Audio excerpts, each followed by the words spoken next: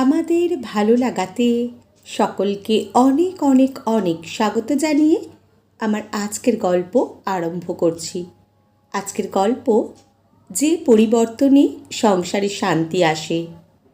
গল্পটি তাহলে শুরু করি। পর্ণার দেখতে দেখতে 2 বছর বিয়ে হয়ে গেল।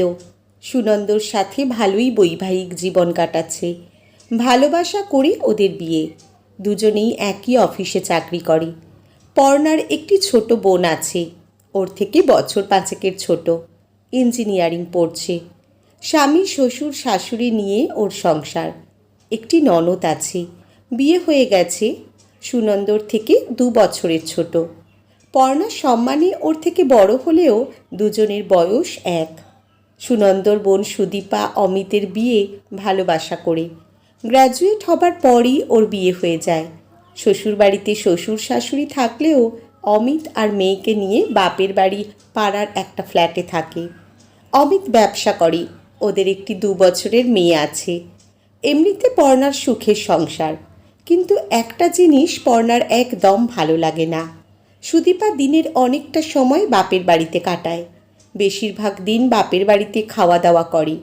অমিতের খাবারটাও গুছিয়ে নিয়ে যায়। 2 বছরের মেয়ের বেশিরভাগ দায়িত্ব মায়ের ঘাড়ে ফেলে দিব্যি আরামে দিন কাটায়।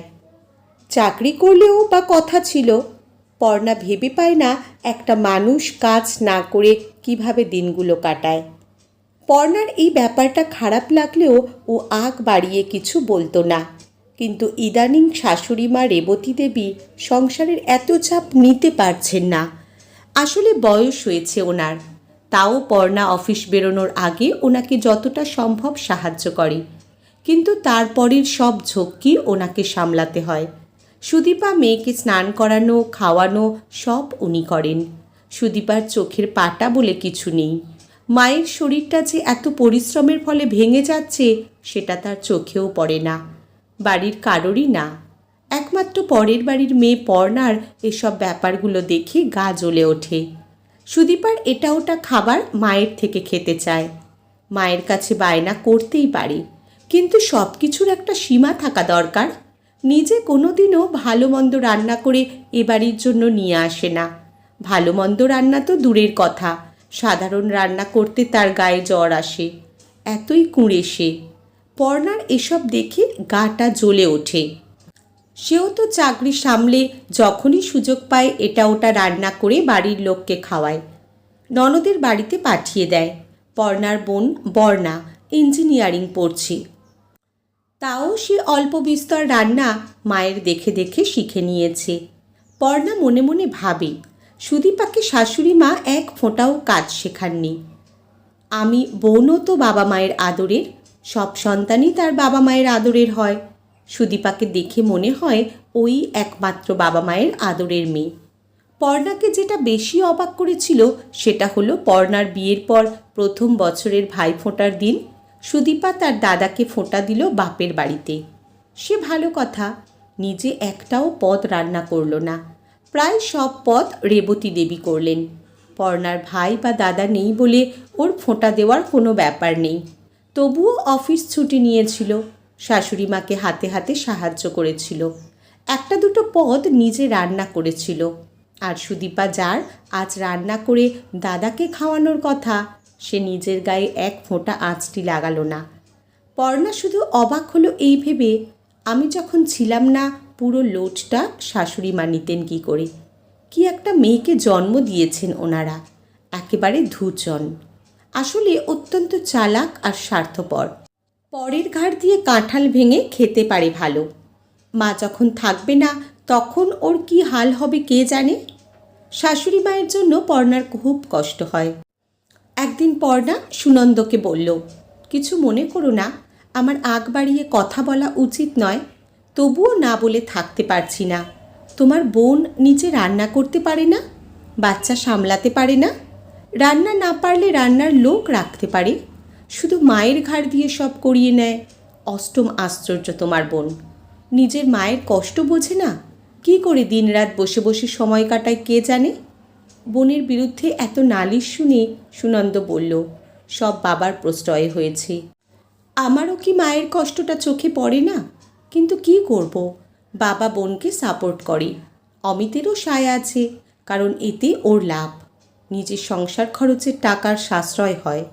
আমি কিছু বলতে পারি না, কারণ বাবা এখনও সংসারে বেশিরভাগ টাকা খরচ করে। পর্ণা বলল, তা বলে তুমি চুপ করে থাকবে এসব অন্যায় দেখে? মায়ের শরীরটা যে ভেঙে পড়ছে সেটা একবারও ভাববে না? সুনন্দ বলল, কি করব, মাও তো কিছু বলে না। আমি বলতে গেলে বাবা ভাববে খরচের কথা ভেবে এ কথা বলছি। এই কথা প্রসঙ্গে পর্ণা কিছু মুখে না বলে মনে মনে বলল, আমাকেই এর ব্যবস্থা করতে হবে। তার আগে শাশুড়ি মাকে বাজিয়ে দেখে নিতে হবে ওনার মনোভাব। একদিন পর্ণা ছুটির দিন রান্নাঘরে শাশুড়ি মা রেবতী দেবীকে সাহায্য করতে করতে বলল, মা, একটা কথা বলবো? রেবতী দেবী বললেন, বলো না, কি বলবে? পর্ণা বলল, আপনার শরীরটা দেখে মনে হচ্ছে ভালো নেই, চোখ মুখ কেমন লাগছে যেন। এই কথা বলতেই রেবতী দেবী বললেন, আর বাছা, আমার শরীর নিয়ে এই বাড়িতে ভাবার কে আছে বলো? তাও তোমার নজর আমার ওপর পড়েছে। নিজের পেটের মেয়েই মায়ের কষ্ট বোঝে না, তা না হলে নিজের সংসার থাকতেও এখানে এসে দিনরাত পড়ে থাকে। চাকরি করে না, বাকরি করে না, তাও নিজের মেয়েকে সামলাতে পারে না। সত্যি বৌমা, আমি আর পেরে উঠছি না। কেউ আমার কথা ভাবে না। আজ তাও আমার ভালো লাগলো তুমি পরের মেয়ে হয়েও আমার কথা ভাবছ। পর্ণা বলল, মা, আপনি সুদীপাকে কিছু বলেন না কেন? রেবতী দেবী দীর্ঘ নিঃশ্বাস ফেলে বললেন, বলার আমার উপায় আছে? তোমার শ্বশুর মেয়েকে কিছু বললে রে রে করে তেড়ে এসে আমার গোষ্ঠী উদ্ধার করে ছাড়বে। পর্ণা বলল, অনেক তো মেয়ের জন্য করলেন, এবার ওর সংসার ওকে বুঝতে দিন। বাবা সুদীপার সামনে জোর গলায় বলবেন, আমি যে কথা শিখিয়ে দিচ্ছি। আমার সামনে বলবেন। যদি উনি আপনাকে অপমানজনক কথা বলে, আমি আপনার হয়ে কথা বলবো। রেবতী দেবী পর্ণার কথা শুনে বললেন, বলবো বলবো, নিশ্চয়ই বলবো। পেটের সন্তান যদি মায়ের কষ্ট না বোঝে, এর চেয়ে দুঃখের কিছু হয় না। তুমি আমায় যেমনটি বলতে বলবে তেমনটি বলবো। রেবতী দেবী আজ মনের জোর পেলেন ওনার বৌমাকে পাশে পেয়ে।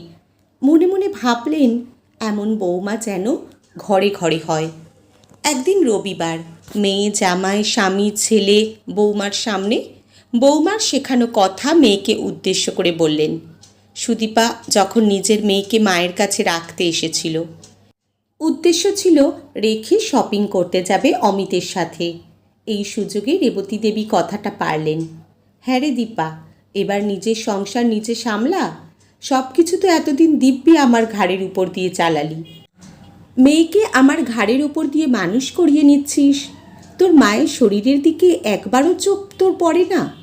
সে কথা না বাদই দিলাম, কিন্তু আমি যখন খাটতে পারবো না বা একদম যখন থাকবো না, তখন তুই কি করবি? এখন থেকে অভ্যাস কর নিজের সংসার সামলানোর, তা না হলে বিপদে পড়বি। সবাই চুপচাপ হয়ে গেল রেবতী দেবীর মুখের এই কথা শুনে। ওনার মতো শান্ত মানুষের মুখ দিয়ে যে এই কথা বেরোতে পারে কারোর ধারণা ছিল না, একমাত্র পর্ণা ছাড়া। পর্ণার শ্বশুরমশাই নিত্যানন্দবাবুও কেমন হয়ে গেলেন স্ত্রীর মুখে এই সব কথা শুনে। বন্ধ চোখ দুটো যেন ওনার খুলে গেল। ওনার অনুশোচনা হতে লাগলো নিজের ভুলের জন্য। সুদীপা কেমন একদিনেই পাল্টে গেল মায়ের মুখে কটা শব্দের কথা একদিনে শুনে। ওর মনের পরিবর্তন ঘটল। অমিত খুব লজ্জা পেল, নিজেকে এতদিন পর ছোট মনে হতে লাগলো ওর। সুদীপা মনে মনে ভাবল, সত্যি তো আমি মায়ের ওপর এতদিন অবিচার করছিলাম। তারপর থেকে রেবতী দেবীর খাটুনি অনেক কমে গেল। তারপর থেকে সুদীপাও নিজেকে পরিবর্তন করলো। আস্তে আস্তে রান্না করতে লাগলো। অনভ্যাসের ফল, প্রথমে বাজে হতো রান্না, তারপর মায়ের কাছে শিখতে শিখতে আস্তে আস্তে ভালো হতে লাগলো। অমিত নিজের টাকায় সংসারের জন্য বাজার করতে লাগলো, যেটা তাকে প্রায় একদমই করতে হতো না বললে চলে। বৌমার জন্যই রেবতী দেবীর সংসারে আমূল পরিবর্তন ঘটল। ওর জন্যই ওর শাশুড়ি মা আজ হাঁপ ছেড়ে নিঃশ্বাস নিতে পারছেন। আর সুদীপা এই বছরের ভাইফোঁটাতে নিজে দাদা বৌদিকে নেমন্তন্ন করে পঞ্চব্যঞ্জন রান্না করে খাওয়ালো। অবশ্য পর্ণা ওকে অনেকটাই রান্নায় সাহায্য করেছিল। আজকের গল্প এখানেই সমাপ্ত। কলমে তনুচ্ছায়া মুখার্জি, পাঠে জয়তী। ধন্যবাদ।